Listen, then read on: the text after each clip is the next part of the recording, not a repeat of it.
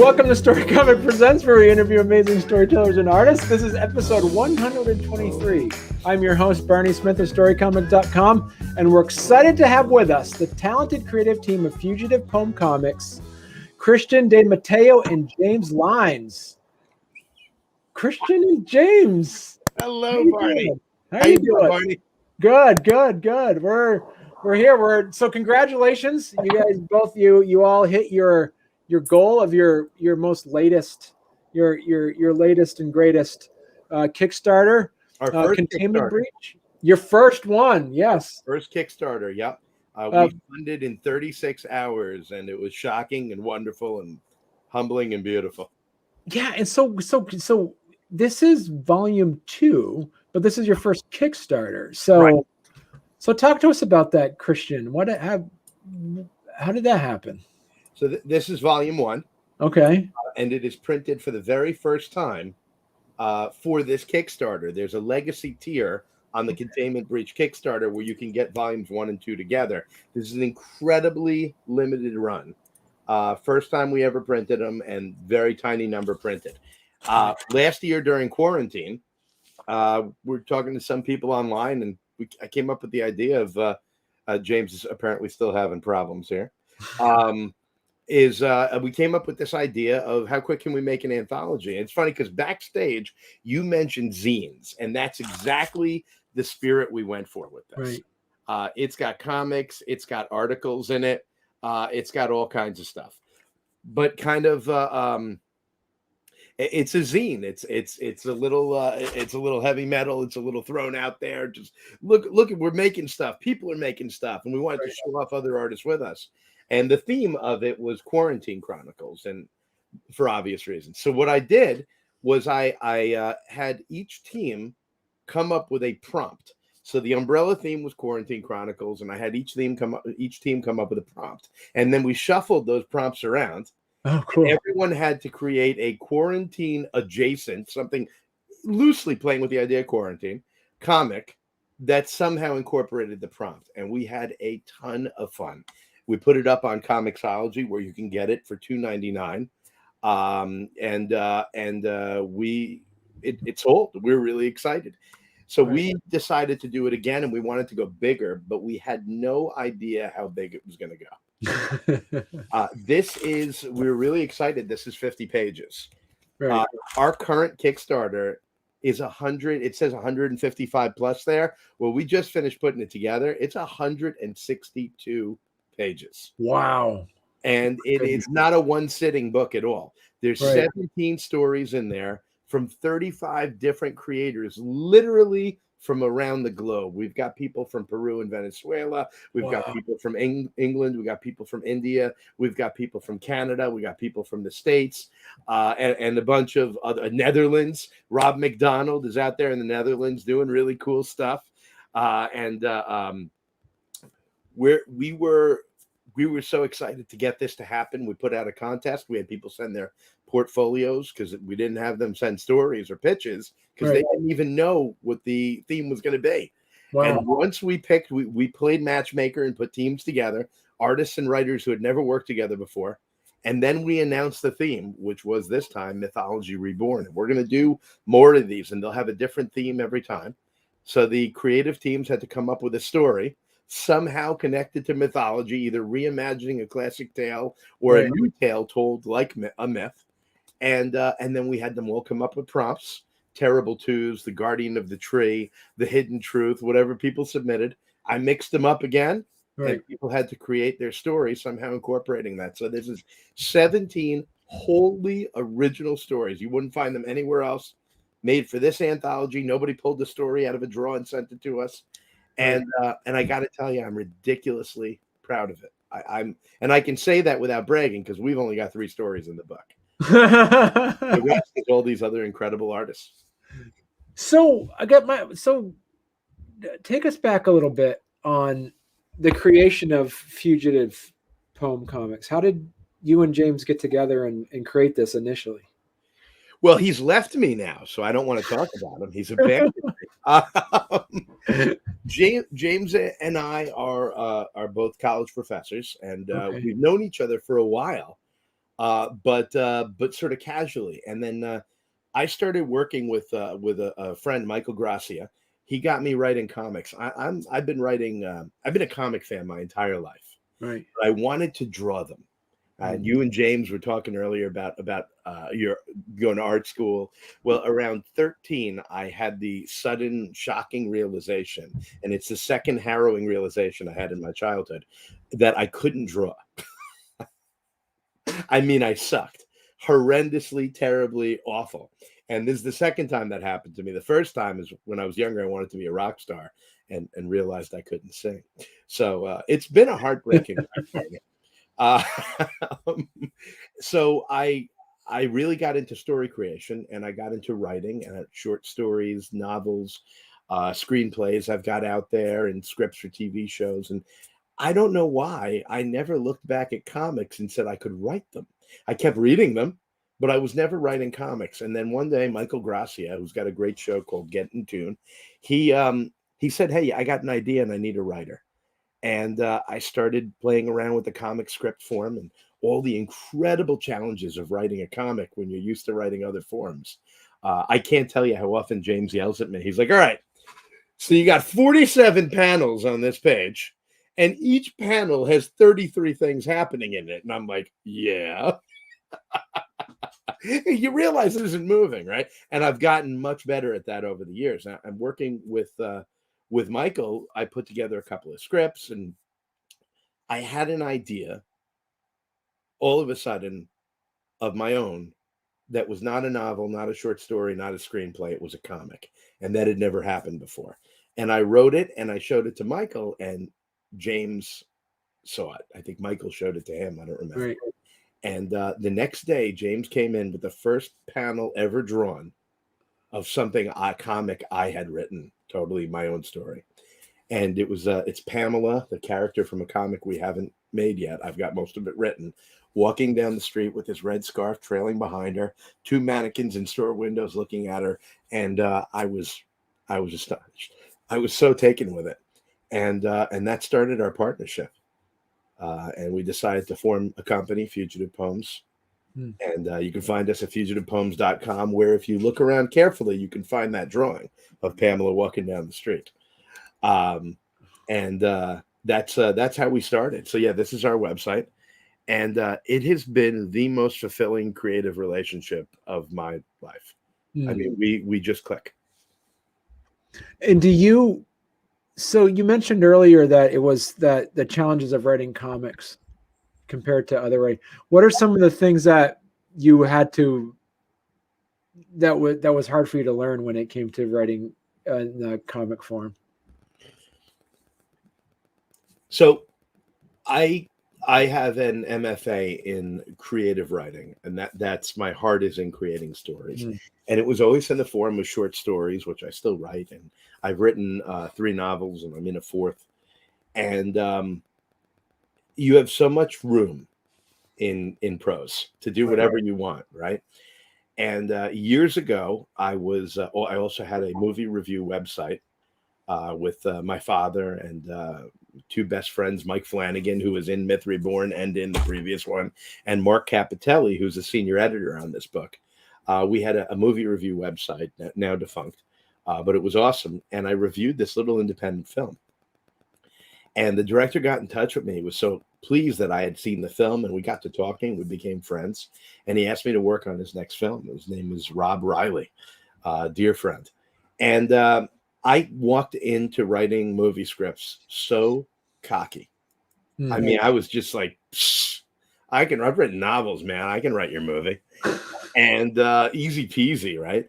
And writing a script is a completely different animal. Writing a movie script, you know, my narrative between dialogue was like 16 pages, right? And so I had to. It was a big learning curve in doing that, and I learned it. Right.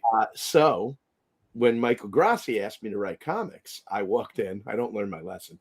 Very cocky. I'm like, I've written screenplays. I can write comics, and same learning curve. Well, guess what? No one's moving in this panel, and that was the journey in realizing how different each of these forms are and how beautifully different because the idea of forming a scene in a movie and coming up with the choreography, with the dialogue, is so much fun. And then, like in a novel or a short story, you get to play the entire thing out and do whatever you want without worrying about budget. Right. And in a comic, you've got to encapsulate a moment in a still image and keep the movie moving, the story, the comic moving forward. And that has been that's been really interesting to learn, and I'm still definitely learning every day. I write every week. I write a one-page comic script with the comicjam.com. Tremendous human beings there. Every week, tune into the comicjam.com, go to their website, and they release one-page comics every week on a different theme. And writing a one-page comic has been a whole other education in telling a beginning, middle, and an end in one page Right. of imagery. And that's and the funny thing is, now I take all that, and the irony is going from short story book to screenplay to comic was hard.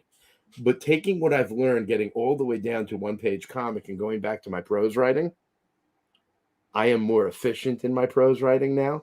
Wow. I'm crisper in my prose writing now. And that was the shock. Wow. Yeah.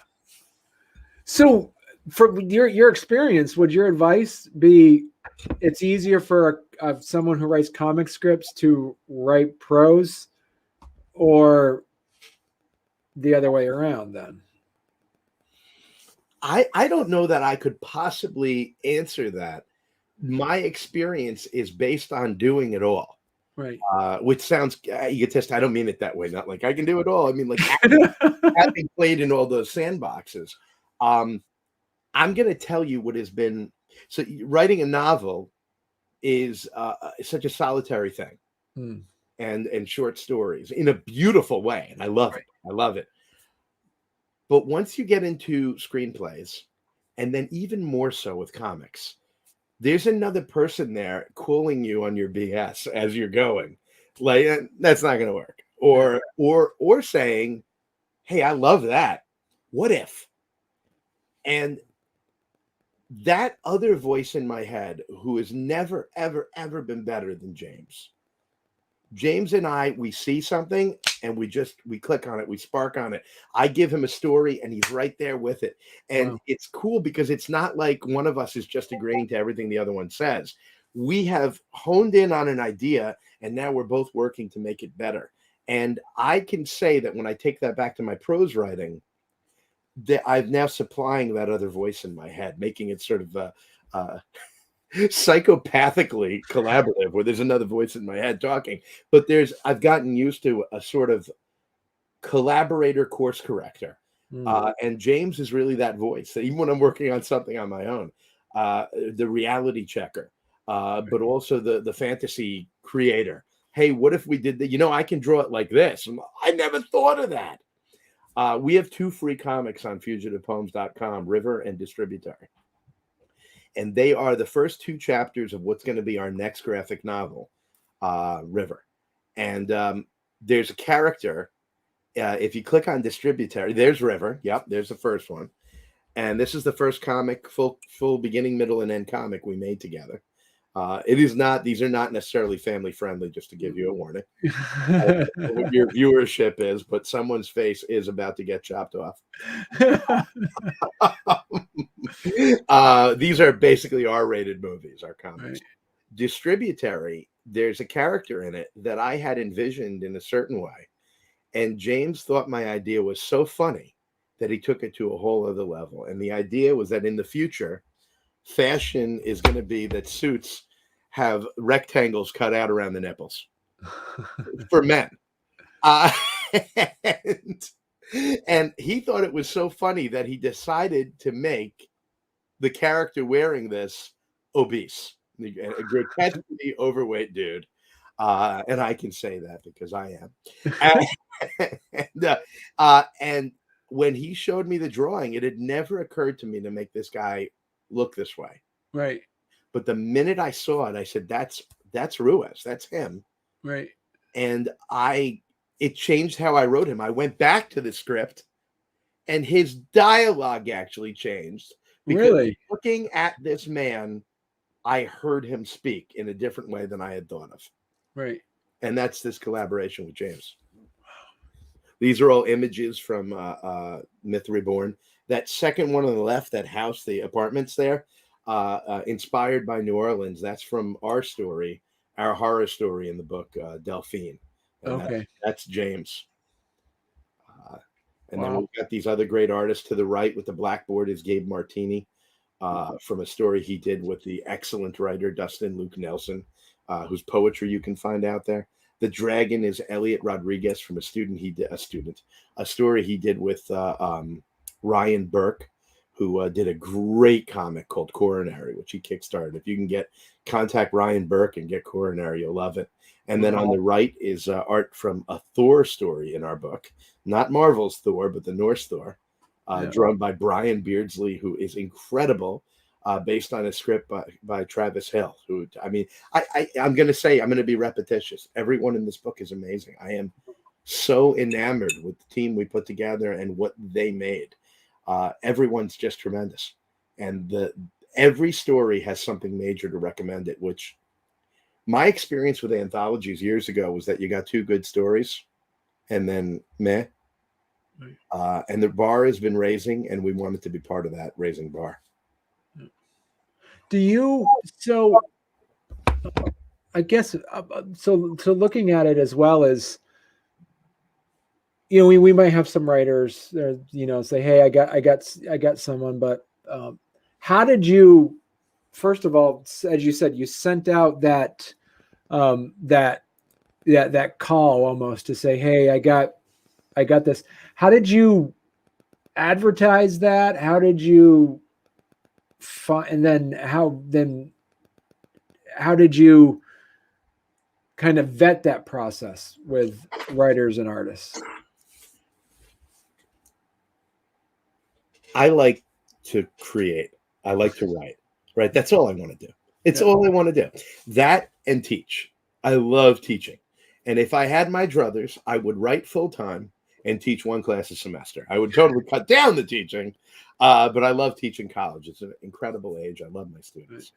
I teach for St. Mary's College of California for the elite program, which is just some of the best people I've ever worked with in my life. I love it. But if I had my druthers, I haven't said druthers in years, and I've now said it twice, I would just write. So I was nervous about the business end of this. I'm not a business headed dude, unfortunately. Right. And James is an artist, right? And we're looking for a patron like in Renaissance Italy to be like, you write violent comics, so I will pay you to put them out in the world. And that's not a thing anymore. So I was worried about the business end of it, and but it ended up being so much fun to put this together. So we put out a call on Twitter, on our website, reached out to the Comic Jam, where all these incredible indie artists are. We wanted to make something that was going to rise up all these incredible indie artists, some of whom are getting a lot of success.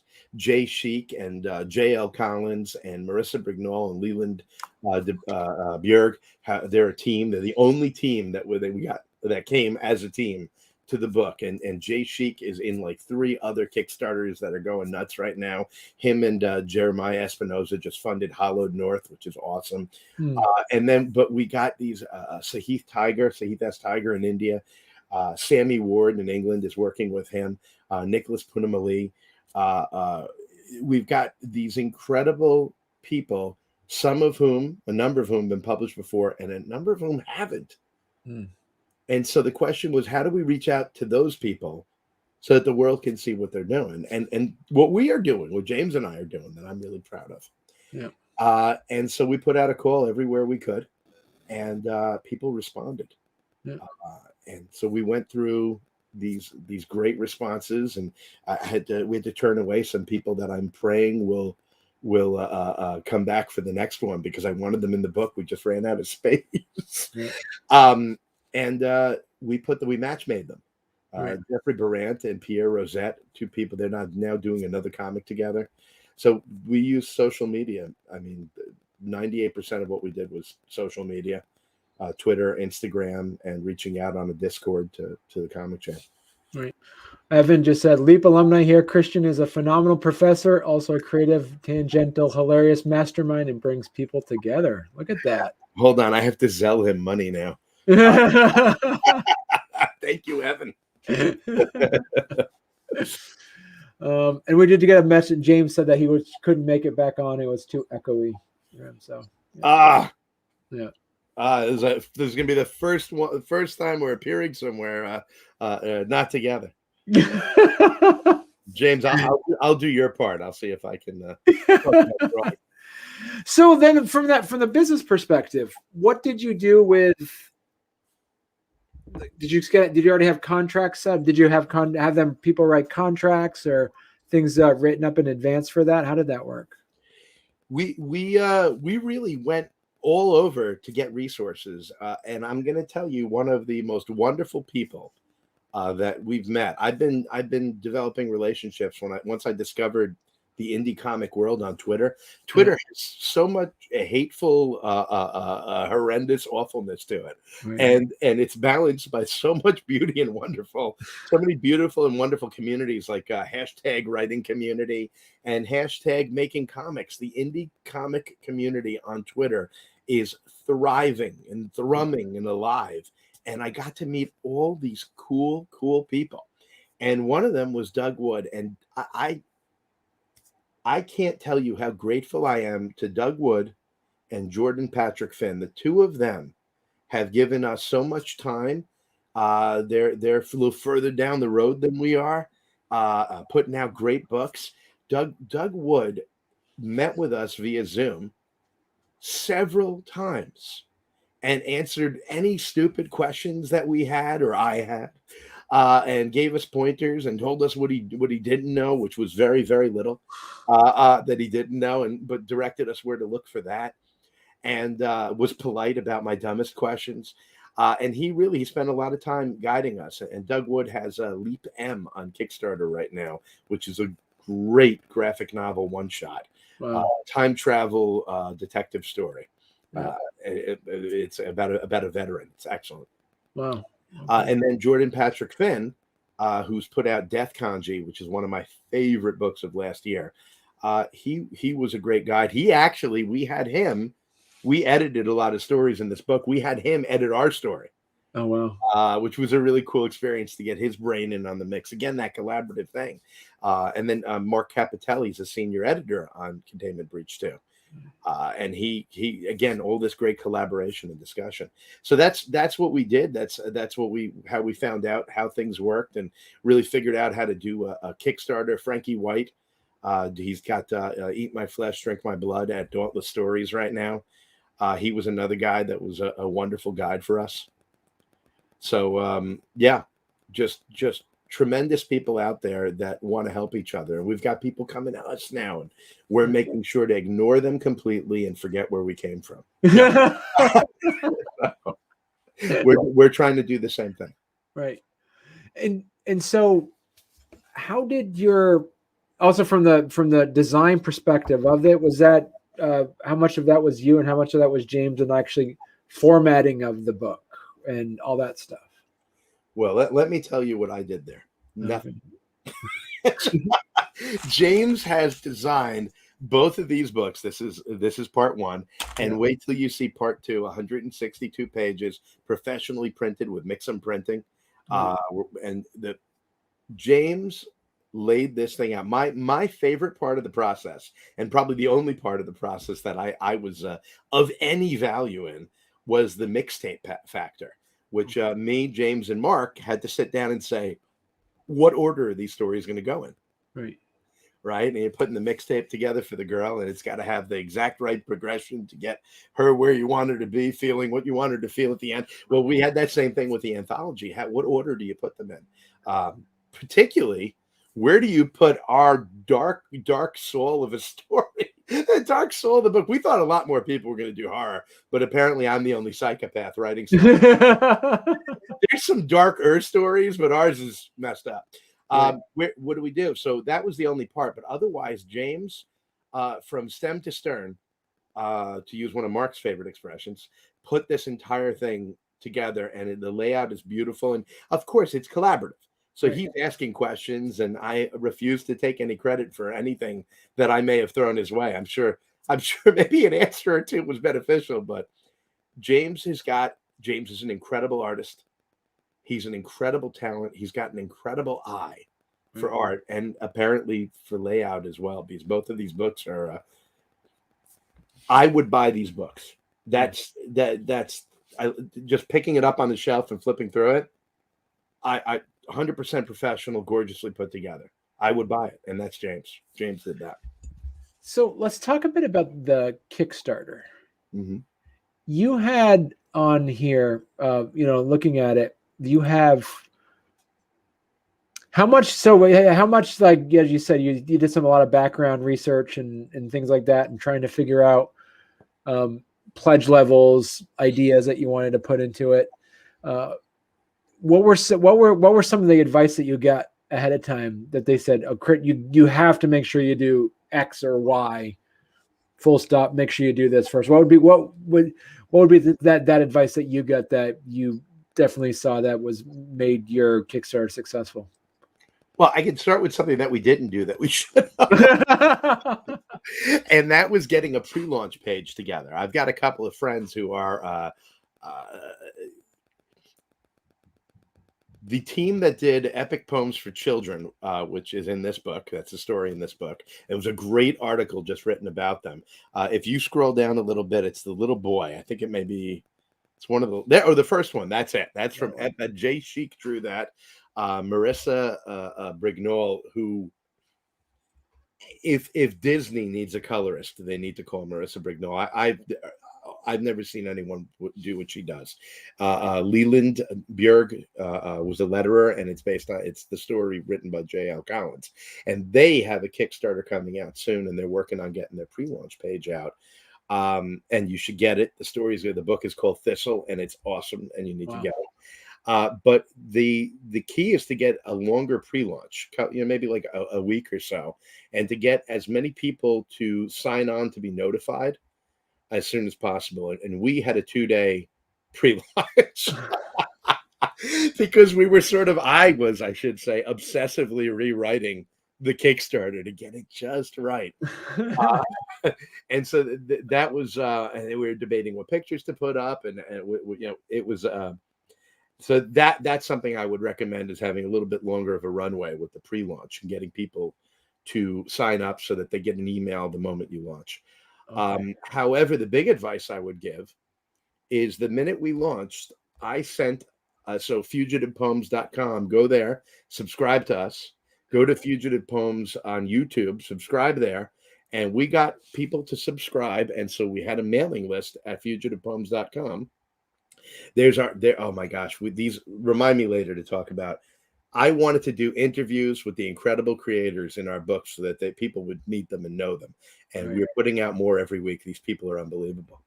So I sent a mass email out through our website to all the people we subscribed to that were subscribing to us. And that got word out really quick, and it helped jumpstart that first day. And as I said, we funded in 36 hours. Wow. Yeah. So talk to us a bit, Christian, on the pledge levels. So I love this. I haven't seen this before. This is a good one. This is a nice one tale from the breach, where for $3 you can pick one of them, right?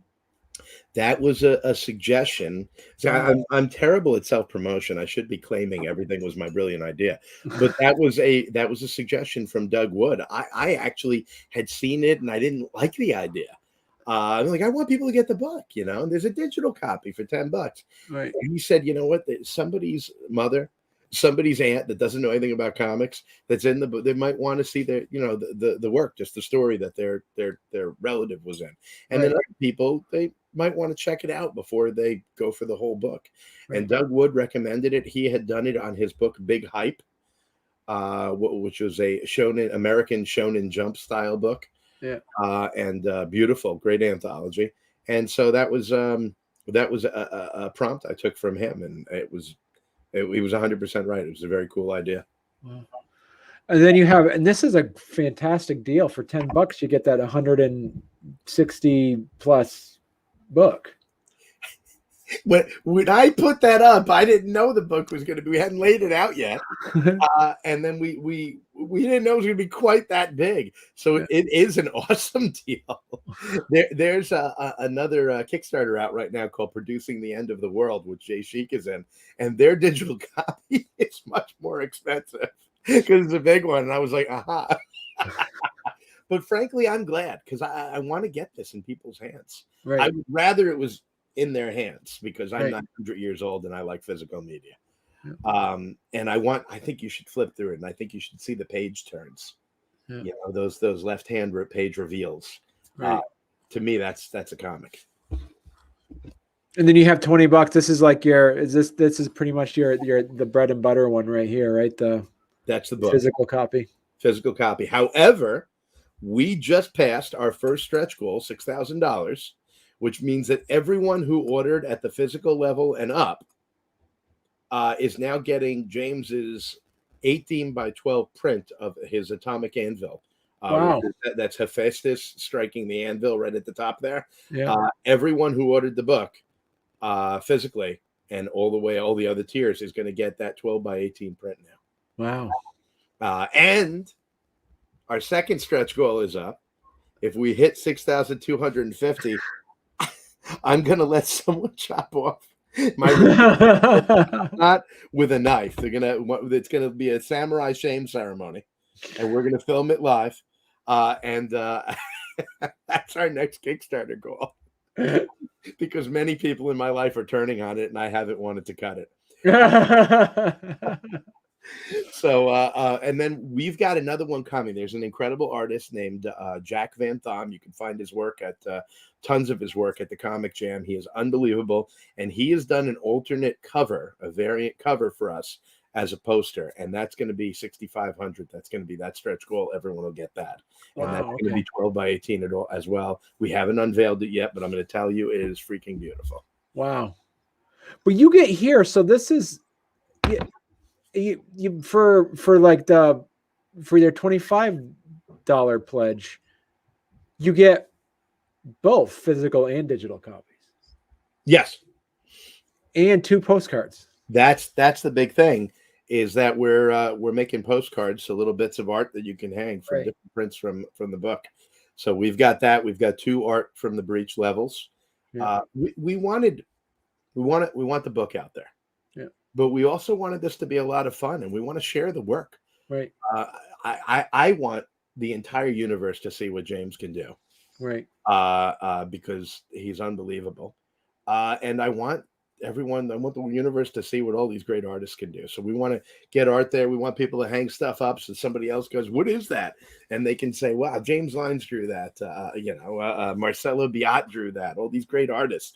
Pierre Rosette drew that. And that's what I want people to say. Mike Flanagan and John Jack have this great, one of our more comedic stories in the book.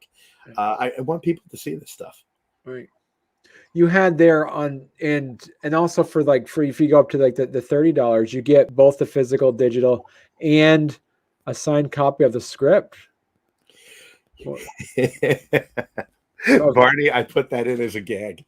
Oh, did you? It's not a joke. You're gonna get it, but right. Here's the thing. There's the old Hollywood joke back in the day that, you want to get ahead, you hook up, well, I made the mistake. I hooked up with the writer, right? Yeah. And you don't get anywhere, right? I'm dating the writer. Well, that's not going to get you anywhere. So we're putting together all these cool, there's another tier where you get a piece. James draws traditionally. His first drawings for the comic are traditional. He's got these beautiful boards of pages for the comic, and that's up for bid. You can get that signed by him, original production art. In the last one, he'll actually do a piece of original art for you. So all of the tiers we were creating were about James because he gives a crap about the writer, right? Because you want something physical, something you can look at. And I said, well, how about this? If you go to this amount, I will print out and sign the script of Delphine. Book. And 2 people did it. I'm flattered. I can't tell you how flattered I am. What else do I have to offer? It's a print out of his script, right? Because everything was James. Everything was the artist. Right. And then you also kind of have your, you have like for $32, you get signed pinups, and all the digital, the physical, physical sign. So that's another thing on there too. That's like, as you're saying, that's more James's signed stuff too, right? Well, it's right. It's all James. The Yeah. cover, which actually I need to put on the Kickstarter, the cover is stunning. The cover is stunning for this book. Wow. And there's that level where you're going to get the cover print. And retail, we're really putting a push on for retailers. We've got a bunch of stores in New York. We got a comic shop in Chicago. We're really trying to get retailers to get this on the shelf because, again, we want people to see the people in this book. They deserve to be on shelves in comic stores. Right. And if comic stores order it, they automatically get the cover 12 by 18 print. And now as well the Atomic Anvil with Hephaestus print. Yeah. So there's lots of different options, lots of cool stuff you can get. And and it keeps going. Like you have some more art for the $45 level. Yep. We're signing copies, and that's just James and I, because otherwise we would have to mail every copy all over the planet to get the signatures from everyone. Yeah, that's been backed.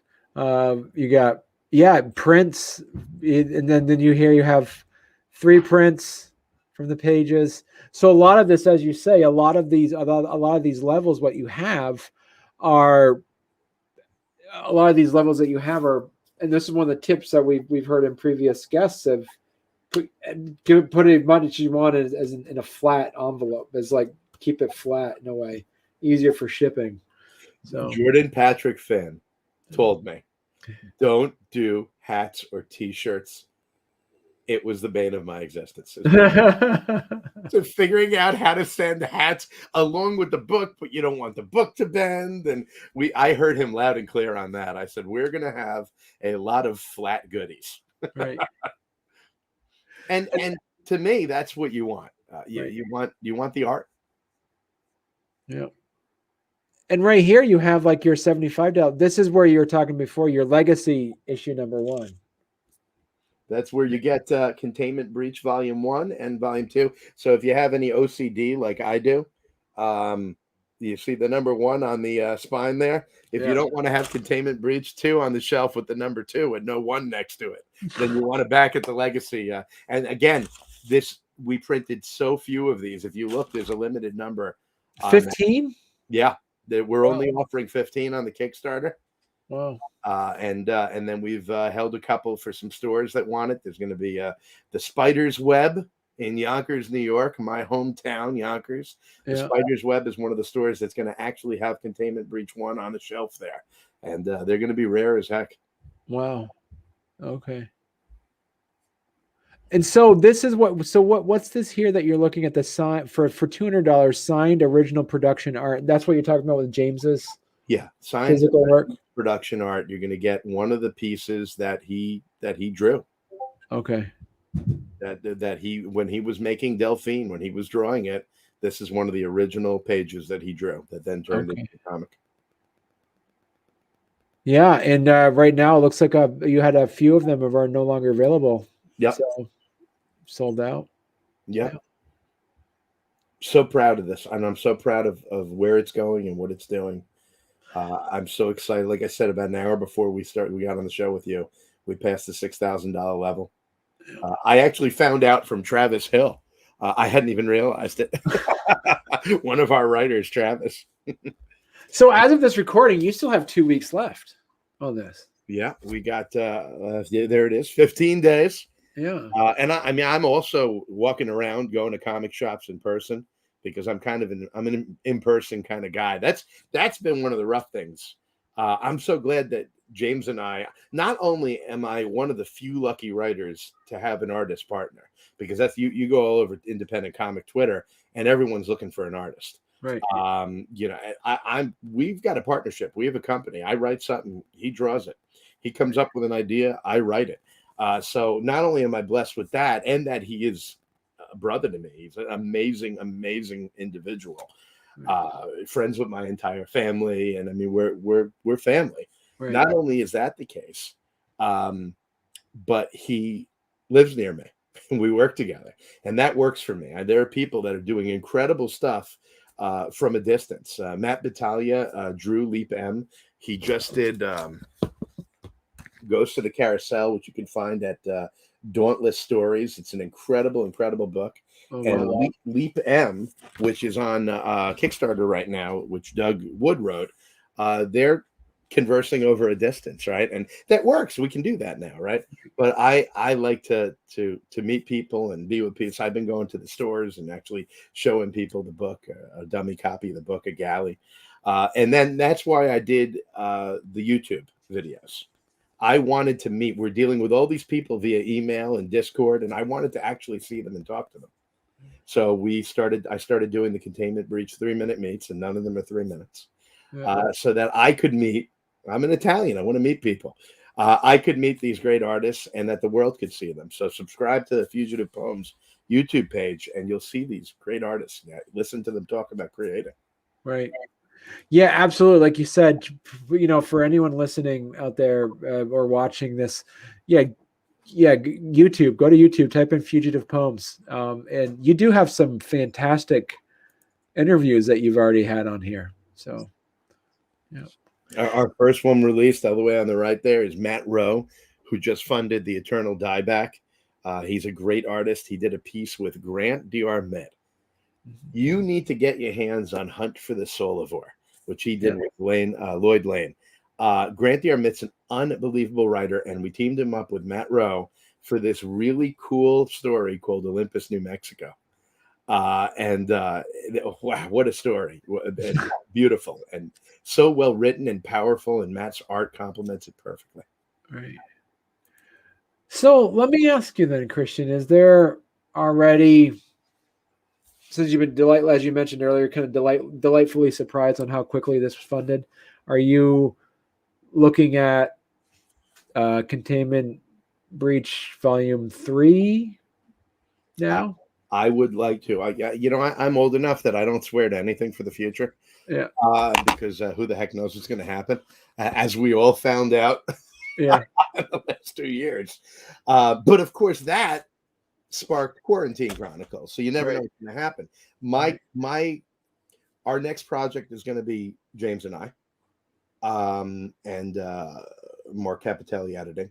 But after that, I absolutely want to do 3, 4, 5. This is such a pleasure to do, and to meet these great people, and to play around with the book. Right. I every day I check my email, I check my phone, and the people, hey Christian, what about this? Hey, we had this idea, and I did a lot of editing of the stories. I have a company, tellworthy.com is my creative writing services company, where I write and coach people, and I edit. And getting to work, I'm the editor-in-chief on the project with Dino Caruso, J.L. Collins, with Azim Lyons, with all the Nicholas Punamali and Nicholas Doan, listening to their incredible ideas and just getting to play in the sandbox with them, where they throw an idea out and they show me the script, and I get to throw, hey, what if this little thing? But they had it all together. That's my creative writing services company. Yeah. Which I was bullied into creating from who commented earlier. That's a whole other story for another day. But yeah, I want to keep doing this. I want to be working on my own stuff and working with other creators and getting to watch other creators create, and getting to watch James take the drivel that I throw on a page and make it into something totally incredible. Right. So also, I mean, just for the sake of sharing as well, James, so jameslyons.myportfolio.com is where James's work is. If people want to check out his amazing stuff, it's right here too. The amount that James can do. I mean, you look at the different styles. If you go down to the bottom here, you got that little teddy bear. Yeah. It's adorable, right? You go back to the page you were on before, you see Dracula's concubine. I mean, he goes for he can that's from Finis. That's that shocking picture. Waking the Dead is beautiful, but he can do anything, and he can do designs for your company logos as well. There's Pamela. That's not the first one he drew, but that's Pamela, and it's actually one of the next shots in that comic. We have a good amount of that comic drawn, and I have at least half the arc written. Right. Yeah. So that's he's done some unbelievable work. His versatility is incredible. He's an artist that you want on the project, and again, I'm the luckiest writer in the world. Right.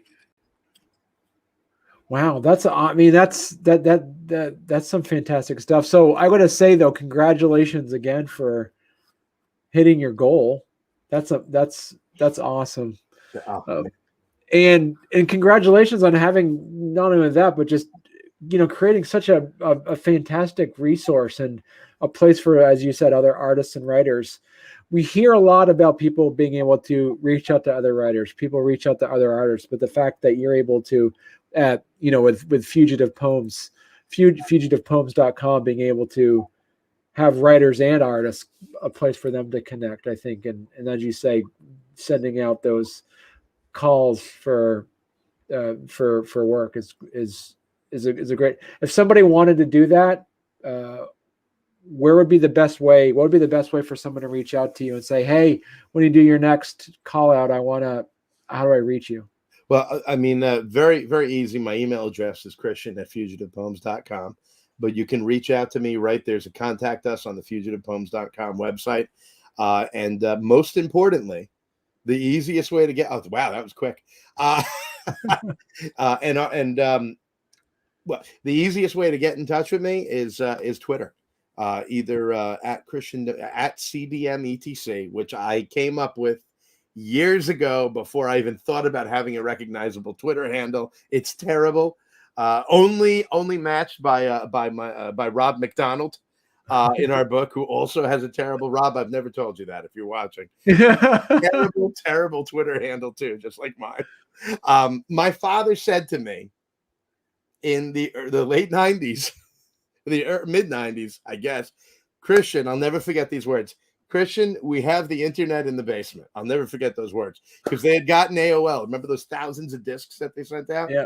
He said, we have the internet in the basement because that's where the internet was. That's where the computer was. And he said, what do you want your email address to be? And I said, I don't know, my initials, CDM. And he looks, he goes, it's got to be longer. What else? I said, I don't know, etc. So my handle has been Christian, CDM, ETC, Christian de Matteo, etc. So that's that. Easier to remember. DM me at Fugitive Poems on Twitter. And we're also at Fugitive Poems on Instagram. James is at Jamlines at Instagram. You can find us all over there. Also at Tellworthy is where else I am. But yeah, at Fugitive Poems, and follow us. Yeah. We got a lot going on. That's excellent. That's Mike Flanagan in that picture on Twitter, by the way. Was it on the project? That's at his wedding. It's a wholly embarrassing picture that I refuse to take down because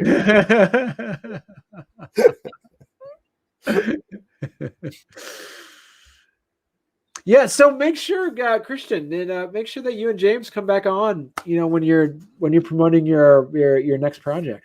I would love it. We'll make sure to have as much feedback in the background as possible. We're going to continue to ruin your show. I apologize for that at the beginning. This is just the best part about doing the live piece, but it'll be clean and crisp, by the time when the edited version comes out. So and I'm going to make sure that James is on next time. He's still figuring out what the heck happened to his mic and headphones. He said he could hear it bouncing back at him the whole time. Right. So, but next time I'll shut up and I'll let him talk. Great. Well, once again, Christian, thank you so much for being on, and congratulations again on your successful Kickstarter. Thank you so much, Barney. It's just so much fun. I've loved watching your show. I'm honored to be on it, and thank you for having us. Thank you very much.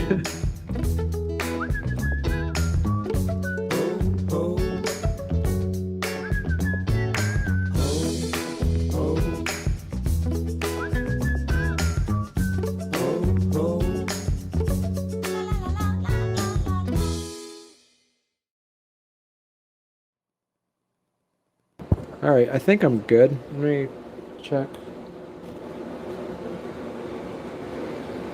Do you guys hear crackling, or is that just me? There's loud background noise. Yeah, that's weird. All right, let me see if I can. All right, what about now? Good, good, good, good. Okay, all right, cool. We'll try it out. All right, Sabina's here too. There she goes.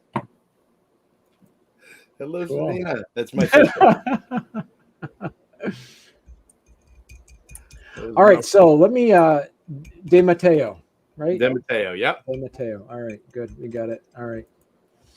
All right. Welcome to Storycomic Presents, where we interview amazing storytellers and artists. This is episode 123.